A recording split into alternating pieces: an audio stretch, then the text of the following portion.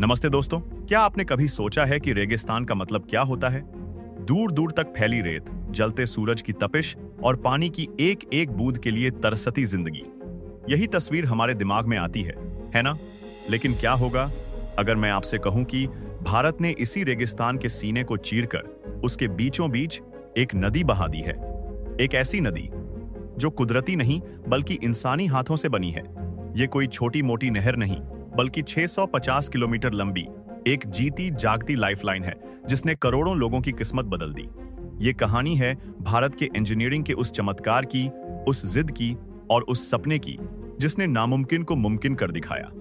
आज हम जानेंगे उस शानदार कहानी को कि कैसे भारत ने थार रेगिस्तान में एक नदी का निर्माण किया।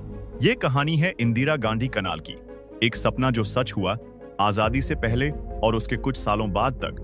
वेस्टर्न राजस्थान, जो ग्रेट थार डेजर्ट का हिस्सा है, एक वीरान और बेजान इलाका माना जाता था। यहाँ जिंदगी बहुत कठिन थी। पीने के पानी के लिए मीलों चलना पड़ता था और खेती तो बस एक सपना थी। ज्यादातर लोग या तो पशुपालन पर निर्भर थे या फिर काम की तलाश में दूसरे शहरों में चले जाते थे। लेकिन इस सूखे रेगिस्तान को हरे भरे खेतों में बदलने का सपना बहुत पुराना था।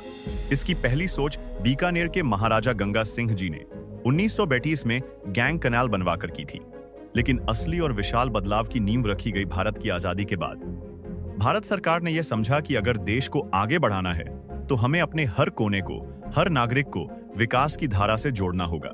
और इसी सोच ने जन्म दिया राजस्थान कनाल प्रोजेक्ट को, जिसे आज हम इंदिरा गांधी कनाल के नाम से जानते हैं। इंजीनियरिंग का अद्भुत नमूना। अब सवाल यह था कि रेगिस्तान में नदी आएगी कहां से? इसका जवाब मिला पंजाब की दो बड़ी नदियों में, सतलुज और ब्यास। पंजाब में हरीके बाराज नाम की जगह पर इन दोनों नदियों के पानी को एक साथ मिलाया गया और यहीं से शुरू हुआ दुनिया के सबसे बड़े इरिगेशन प्रोजेक्ट्स में से एक का सफर। यह काम आसान नहीं था। इंजीनियर्स और मजदूरों के सामने पहाड़ जैसी चुनौतियां थीं। तेज गर्मी, रेत के उड़ते तूफान और दूर दूर तक कोई सुविधा नहीं। लेकिन भारत के इन कर्मवीरों ने हार नहीं मानी। उन्होंने दिन रात एक करके रेत के टीलों को काटकर मजबूत कंक्रीट की दीवारों से एक रास्ता बनाया। ये कनाल दो हिस्सों में बनी। पहला है राजस्थान फीडर, जो पंजाब से शुरू होकर हरियाणा से गुजरते हुए राजस्थान में प्रवेश करता है, और दूसरा है मेन कनाल, जो राजस्थान के अंदरूनी इलाकों तक पानी पहुंचाती है। इसकी कुल लंबाई करीब 650 किलोमीटर है और अगर इसकी शाखाओं और उपशाखाओं को भी जोड़ दें तो ये लंबाई 9000 किलोमीटर से भी ज्यादा हो जाती है। ये इंजीनियरिंग का एक ऐसा मास्टरपीस है जो आज भी दुनिया भर के एक्सपर्ट्स को हैरान कर देता है। सिर्फ पानी नहीं, यह उम्मीद की नदी है। अब आते हैं उस इंडियन पर्सपेक्टिव पर, जो इस प्रोजेक्ट को सिर्फ एक कंस्ट्रक्शन नहीं बल्कि एक भावना बना देता है। भारत में नदियों को सिर्फ पानी का सोर्स नहीं माना जाता, हम उन्हें मां का दर्जा देते हैं। गंगा, यमुना, सरस्वती, जाना गंगा, ये हमारी संस्कृति का हिस्सा हैं। इंदिरा गांधी कनाल को भी राजस्थान में मरु गंगा यानी रेगिस्तान की गंगा कहा जाता है, और ये नाम बिल्कुल सही है। ये कनाल जब पहली बार सूखी धरती पर पहुंची तो वो सिर्फ पानी नहीं था, वो करोड़ों लोगों के लिए उम्मीद लेकर आई थी। वो उन किसानों के लिए एक वरदान थी जिनकी जमीनें सदियों से बंजर पड़ी थीं। वो उन महिलाओं के लिए आजादी थी जिनकी आधी जिंदगी सिर पर घड़ा रखकर पानी लाने में निकल जाती थी।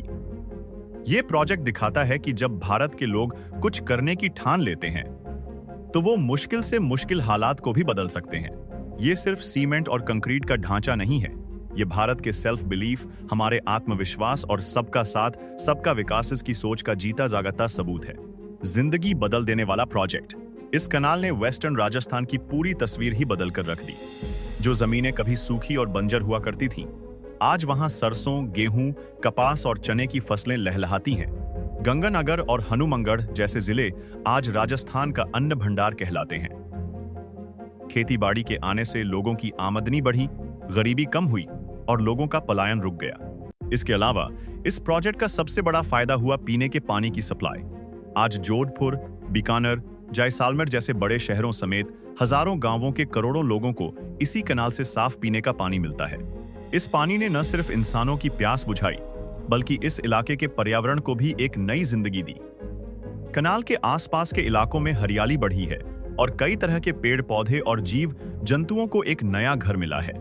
चुनौतियां और आगे की राह। ऐसा नहीं है कि सब कुछ परफेक्ट है, इतने बड़े प्रोजेक्ट को बनाए रखना अपने आप में एक बड़ी चुनौती है। कनाल के रखरखाव और सफाई में बहुत मेहनत और पैसा लगता है। कुछ इलाकों में वाटर लॉगिंग यानी पानी के जमाव और जमीन के खारेपन की समस्याएं भी सामने आई हैं। पानी का बंटवारा भी कई बार एक संवेदनशील मुद्दा बन जाता है। लेकिन इन चुनौतियों से निपटने के लिए लगातार काम हो रहा है। सरकार और किसान मिलकर पानी बचाने की नई नई तकनीकें अपना रहे हैं, जैसे ड्रिप इरिगेशन और स्प्रिंकलर सिस्टम, ताकि हर बूंद का सही इस्तेमाल हो सके। भविष्य की जरूरत है कि हम इस अनमोल तोहफे की कीमत समझें और इसे आने वाली पीढ़ियों के लिए भी संभाल कर रखें। इंदिरा गांधी कनाल सिर्फ एक नहर नहीं है, यह इंसानी हौसले और जिद की कहानी है। यह कहानी है एक सपने को हकीकत में बदलने की। इसने साबित कर दिया कि सही विजन और मजबूत इरादे से इंसान प्रकृति की सबसे कठिन चुनौतियों पर भी जीत हासिल कर सकता है। ये रेगिस्तान में बहती एक नदी असल में विकास की वो धारा है जिसने एक सूखे और वीरान इलाके को उम्मीद, खुशहाली और जिंदगी से भर दिया। ये कहानी है नए भारत की, जो नामुमकिन को मुमकिन बनाना जानता है।